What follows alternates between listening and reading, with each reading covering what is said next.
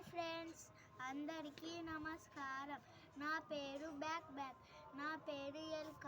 ఒకరోజు ఇద్దరు స్నేహితులు ఉండేవాళ్ళంట. ఇద్దరు బయటకు వెళ్తుంటే ఎలుక పడిపోయిందంట.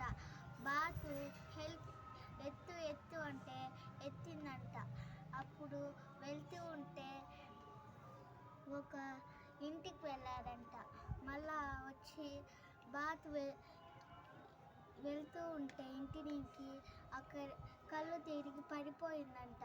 అప్పుడు బాతు రాలేదని ఎలుక వెళ్తూ ఉంటే బాతుని లేపి, ఎందుకు ఇక్కడ పడిపోయావని డాక్టర్ దగ్గరికి పిలుచుకోపోతే డాక్టరు బాగానే ఉంది, ఇప్పుడు పిలుచుకోపోవచ్చు అన్నారంట.